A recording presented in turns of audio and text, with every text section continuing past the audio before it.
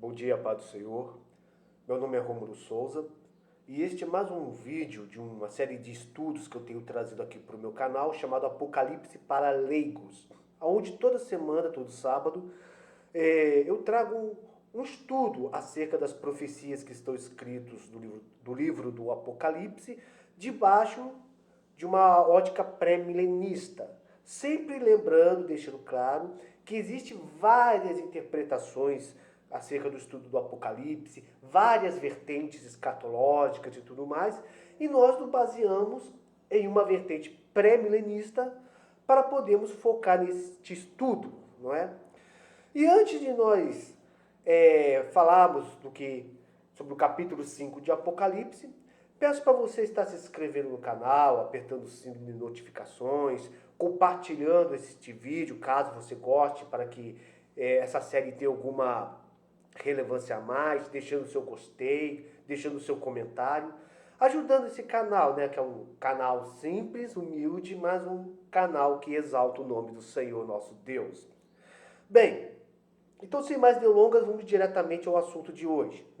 Semana passada nós estudamos acerca do capítulo 4, falando acerca dos 24 anciões, dos 4 seres viventes, da adoração e o louvor que existe no céu, do arrebatamento e espírito de João, das coisas que ele viu, e ele usou figuras terrenas para demonstrar aquilo que ele estava vendo. E assim, o capítulo 5, ele é praticamente a continuação do capítulo 4, a continuação dessas visões. Então, vamos ler o que diz o capítulo 5, né? Que hoje nós vamos falar um pouco sobre um artefato muito importante que está neste capítulo. O capítulo começa assim: Eu vi na destra do que estava sentado sobre o trono um livro escrito por dentro e por fora, selado com 7 selos. E vi um anjo forte, está tendo um barulho aqui, então eu peço desculpas por esse ruído que estamos ouvindo. Isso aqui é lá de fora. E vi um anjo forte bradando com grande voz: Quem é digno de abrir o livro e desatar os seus selos? E ninguém no céu, nem na terra, nem debaixo da terra podia abrir o livro, nem olhar para ele. E eu chorava muito, porque ninguém fora achado digno de abrir o livro, nem de ler, nem de olhar para ele. E disse-me um dos anciãos: Não chore. Eis aqui o leão da tribo de Judá, a raiz de Davi, que venceu para abrir o livro e desatar os seus 7 selos. E eu olhei, e eis que estava no meio do trono e dos 4 animais viventes, e entre os anciãos um cordeiro, como havendo sido morto, e tinha 7 pontas e 7 olhos, que são os 7 Espíritos de Deus enviados a toda a terra. E veio e tomou o livro da destra do que estava sentado no trono. E havendo tomado o livro, os 4 animais e os 24 anciãos prostraram-se diante do cordeiro, tendo todos eles harpas e salvas de ouro cheias de incenso, que são as orações dos santos. E cantavam um novo cântico, dizendo: Digno és de tomar o livro e de abrir os seus selos, porque foste morto, e com teu sangue compraste para Deus homens de toda a tribo, língua, povo e nação, e para o nosso Deus o fizestes reis e sacerdotes, e eles reinarão sobre a terra.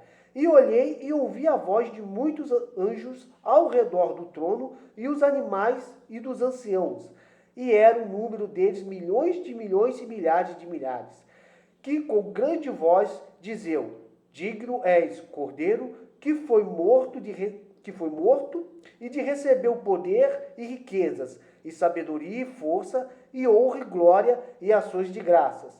E ouvi toda criatura que está no céu e da terra, debaixo da terra, e que está no mar, e todas as coisas que neles há, dizer: Ao que está assentado sobre o trono e ao Cordeiro sejam dadas ações de graças, e honra, e glória, e poder para todo sempre. E os 4 animais diziam: Amém. E os 24 anciãos prostraram-se e adoraram ao que vive para todo o sempre.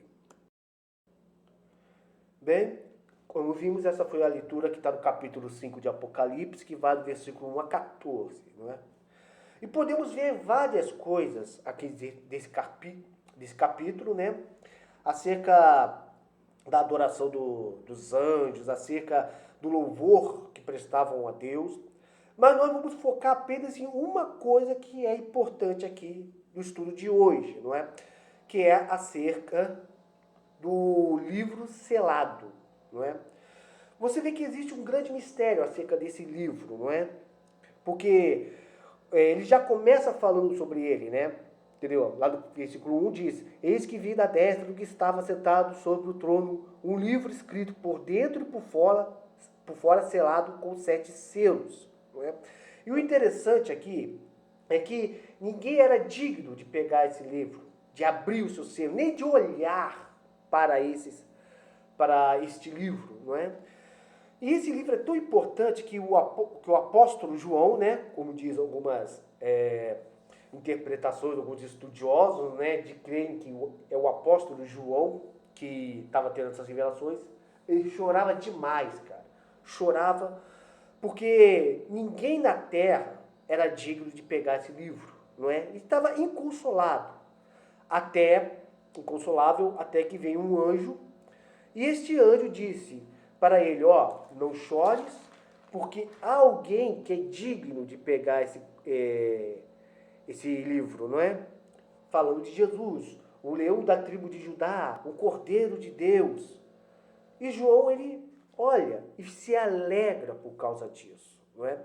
Não vamos adentrar muito sobre por que o significado do leão e do cordeiro e tudo mais. Não vamos pegar muito para que o vídeo não fique longo. Vamos focar apenas do livro. O que é este livro? Qual a importância deste livro? Não é? Por que é tão importante que alguém pegue este livro? Já estudamos que o número 7 ele tem uma grande importância da Bíblia, né? Segundo alguns estudiosos, o número 7 ele simboliza plenitude, totalidade, não é? E também, no passado, os livros não eram como o de hoje, né? O livro como nós conhecemos hoje, não é? Ele é uma invenção da imprensa que veio lá séculos depois de Cristo. Antigamente os livros eram, na verdade, rolos, né? Pergaminhos que eram enrolados, e quando se tratava de um documento muito importante, pegavam-se cera, passava por cima e com um sinete, que às vezes era um anel, um carimbo, carimbava em cima. Então muitos documentos tinham, sim, 7 selos, né?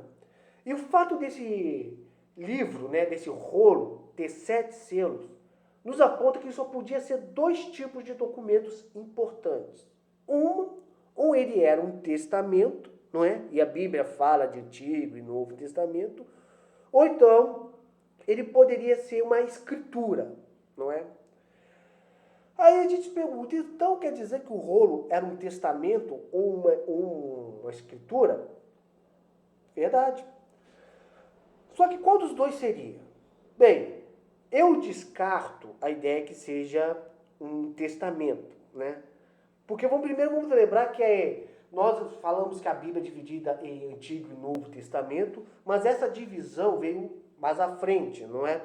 Vamos lembrar que a Bíblia é um conjunto de vários livros escritos ao longo dos séculos e se juntaram em um único, não é? Mas esse rolo, ele era um testamento? Na minha visão, não. Por 2 razões, não é? A primeira porque um testamento, ele precisa de um testador e um testamenteiro. O que é um testador? O testador é uma pessoa que quando morre, ele deixa o testamento para os seus herdeiros. Aí eu te pergunto, quem seria o testador? Seria Cristo? Bom, faria algum sentido, uma vez que Jesus morreu. Mas em compensação, Jesus ressuscitou e é ele que pega o rolo, não é? Então, quem seria o testador? Deus? Bom, Deus é eterno. Deus não morreu. E se Jesus fosse o testador, quem seria o testamenteiro? Né? A quem seria interessada a herança? E o segundo motivo pela qual eu descarto que seria um testamento, é o fato do rolo ser escrito por dentro e por fora. Né? Como disse, naquela época os livros não eram folheados como hoje, eles eram rolos. E se eram escritos por dentro e por fora, significa que alguém poderia ler um trecho do que estava escrito nesse testamento. E o importante de um testamento, uma coisa básica para qualquer testamento, é ele ser um mistério até a hora de alguém o ler. Então isso significa que se está escrito por dentro e por fora, então não pode ser um testamento. Então o que leva à segunda hipótese, que na verdade seria uma escritura. Né? Mas escritura do quê? Escritura de uma propriedade? De uma fazenda? De uma casa? De um... Qual seria essa escritura? Eu penso que essa escritura seria a escritura do planeta Terra. E eu vou explicar por quê. Primeiro, nós temos que ter um pouco de entendimento acerca de Antigo Testamento, não é? Lá em Levíticos, tem uma lei muito importante que fala acerca da possessão de terras, não é? Quando o povo de Israel entrou em Canaã, Deus deixou um conjunto de leis para que garantisse que não houvesse pobres em Canaã, né? Que não houvesse pessoas necessitadas, não é? Isso seria maravilhoso se o povo de Israel tivesse cumprido essas leis, não é? O que explica muitos sofrimentos que eles passaram pelos séculos seguintes. Mas segundo a lei, existia a lei da remissão que está lá em Levíticos, não é? Existia em Israel dois tipos de possessão. Uma adquirida, né? Ou seja, eu comprei uma terra, e a outra herdada, ou seja, era da minha família e eu herdei. E a cada 50 anos, né, essa terra tinha que voltar aos legítimos donos. Então, assim, supondo que eu tivesse uma propriedade, que eu comprei de fulano, que foi comprada de cicrano, que pertencia a Beltrano, quando chegasse ao ano do jubileu, ano este que escravos eram libertos, dívidas eram perdoadas, e a terra era restituída aos donos original, o que acontece? Se eu tinha essa terra adquirida, eu teria que descobrir quem era o Beltrano lá, que é o dono inicial dessa terra, e restituir essa terra a ele, não é? Ah, mas você pagou o bom preço, mas era lei. Eu tinha que restituir. E a segunda maneira, né, de remissão também tinha o seguinte, às vezes, vamos supor o seguinte, tem eu e o meu irmão. E eu e meu irmão, nós temos nossa herança, nós temos nossas terras que herdamos do nosso pai. E o meu irmão, suponho que ele contraiu dívidas, né? Passou por problemas na colheita e tudo mais. Então ele foi obrigado a se desfazer de sua terra, vendendo-a, ou então a terra sendo tomada dele por causa das dívidas que ele havia contraído. Então o meu irmão atualmente ele está na miséria, ele está pobre. Eu, por ser um parente mais próximo do meu irmão, lógico, somos irmãos, saímos do mesmo ventre, e por eu estar numa situação financeira muito melhor que o meu irmão e tudo mais, decido restituir o meu irmão. O que eu faço? Vou até a pessoa que comprou a terra do meu irmão, que adquiriu a terra que pertencia ao meu irmão, pago o preço justo, obtenho a escritura e passo essa escritura ao seu verdadeiro dono, ao meu irmão, né? Para que o meu irmão saia da situação miserável que ele está. Ou seja, eu fui o redentor do meu irmão, eu fui o remissor do meu irmão, não é? Um dos motivos, alguma vez você já se perguntou por que aquela estátua lá do Rio de Janeiro, lá do Cristo Redentor, se chama Cristo Redentor, né? Justamente por causa disso. Jesus, ele nos redime, ele redime a terra, ele nos redime a nossa vida, redime a nossa alma, não é? Então assim, cara, Cristo é o nosso Redentor. Da mesma maneira que no Antigo Testamento o parente próximo restituía a terra ao seu parente que teve seus bens confiscados, Jesus ele também redime a nós a terra. Quando Adão pecou, entendeu? O pecado de Adão, 3 coisas foram tiradas do ser humano, não é? O homem perdeu a sua alma, não é? O homem perdeu a eternidade e o homem perdeu a terra, não é? E assim, quando Jesus veio, né, ele veio para restituir isso. Né? O homem perdeu sua alma para o pecado. Não é? Nós temos dificuldades em abandonar o pecado porque isso está entrelaçado dentro de nós. Né? Somos seres corrompidos.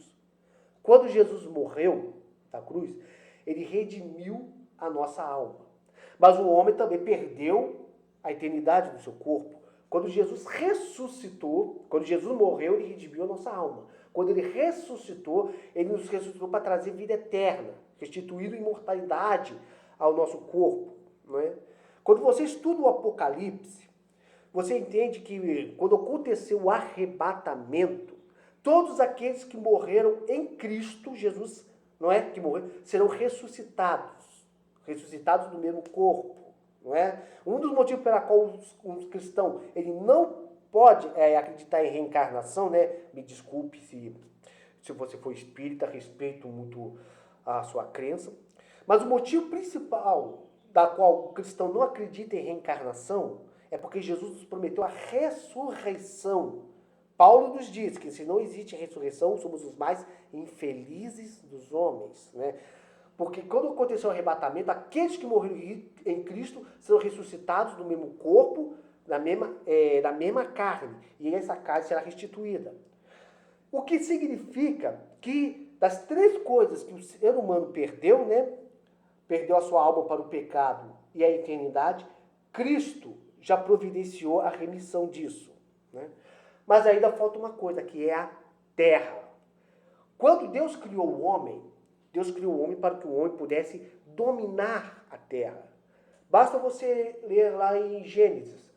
Quando Deus cria o homem, Deus fala, você dominará sobre os peixes dos mares, sobre as plantas, sobre a erva do campo, sobre os animais selvagens, sobre os animais domésticos. Ou seja, Deus criou o homem, né, para que o homem pudesse ser o administrador desse planeta. Criou o homem para pertencer a este planeta. Né? Quando você olha a criação de Deus, você vê que Deus criou tudo para o seu determinado local. Deus criou as estrelas, os planetas, os astros, os asteroides para estarem no espaço. Criou os peixes para estarem no mar, os anjos para estarem no céu. Mas o homem, Deus criou do pó da terra para habitar a terra, para pertencer à terra. Um dos maiores erros que eu vejo é muitos acharem que a eternidade do homem será no céu com Deus. Na verdade, não. O futuro da humanidade sempre foi do planeta Terra. Sempre foi. Entendeu? Deus vai restituir a terra ao homem. Quando o homem pecou, esse domínio que pertencia ao homem passou para o diabo por causa do pecado. Vamos lembrar que quando Satanás ele tenta Jesus, ele diz o seguinte: se você se prostrar diante de mim, todos esses reinos, toda essa terra, eu darei a você. Ou seja, o diabo ele podia realmente dar isso a Cristo? Bem, isso levaria um estudo, mas uma coisa que tem certeza, o diabo não poderia oferecer a Cristo se realmente não houvesse um pingo de verdade disso, né, cara? Sabemos que ele é o pai da mentira, mas também sabemos que ele está oferecendo a Cristo aquilo que já pertencia a ele. Vamos lembrar que a glória, as riquezas do mundo já pertencem a Deus, não é? Todo ouro e toda prata já pertence ao Senhor. Então, quando nós vemos essa passagem da tentação de Cristo, do diabo oferecendo os reinos e as nações a Cristo, existe um pequeno fundo de verdade disso. Uma vez que que o homem foi criado para a terra e a terra era para ser dominada pelo homem, mas que este domínio hoje está na mão do demônio. Né? Não é à toa que na Bíblia Satanás é chamado de Deus desse século. E se você reparar, cara, você pode ver que o ser humano ele não está em uma posição de domínio sobre o planeta. Né? Muitas vezes nós somos dominados por ele. Né? Muitas vezes, só para você ter uma ideia do que eu estou falando, né? Vamos lembrar que nós éramos para dominar sobre as ervas do campo, sobre as plantas. E quantas pessoas hoje em dia são dominadas por uma plantinha, né? Uma plantinha que causa tanto vício e que causa tanta destruição das famílias, como o caso da maconha. O homem que era para dominar é dominado por uma erva. Hoje nós estamos vendo essa pandemia do coronavírus. O coronavírus é um vírus, bactérias, fungos, não é? São os menores seres vivos que existem, tão pequenos que não podem ser vistos ao olho nu. E quantas pessoas têm perdido a vida por causa dessas criaturas tão minúsculas que a gente não consegue ver, não é? Às vezes você ficar sem camisa numa noite fria, você acaba adoentando, não é? Por causa do clima. Então podemos ver que o ser humano, ele não tem domínio sobre esse planeta. Não tem. Esse domínio que era para pertencer ao homem, passou para mãos de Satanás. Então, quando nós vemos essa passagem de Apocalipse, quando João ele olha esse pergaminho, por que ele chora? Ele chora porque está vendo a escritura da terra. É necessária que a terra volte às mãos do seu legítimo dono, são os homens, que é a raça humana. E quando Cristo, o leão da tribo de Judá, o Cordeiro de Deus, a raiz de Davi, aquele que tem a chave da morte e do inferno, quando ele pega esse rolo, João se enche de alegria. Porque Jesus está vai restaurar a propriedade que pertencia ao ser humano acerca deste planeta, não é? Então assim, cara, quando nós formos estudar mais à frente, nós veremos que sempre quando Cristo ele rompe cada um dos 7 selos, alguma coisa acontece tanto com a raça humana, como também acontece no planeta, não é? A destruição das matas através do fogo, mar se transformando em sangue e tudo mais, uma grande destruição vindo sobre o planeta. Por quê? Porque Deus está redimindo. Eu não sei se você sabe, mas se você observar uma ilha vulcânica, já observaram um vulcão? Depois de uma erupção, de toda a destruição que um vulcão promove, logo depois disso, a Terra se renova, não é?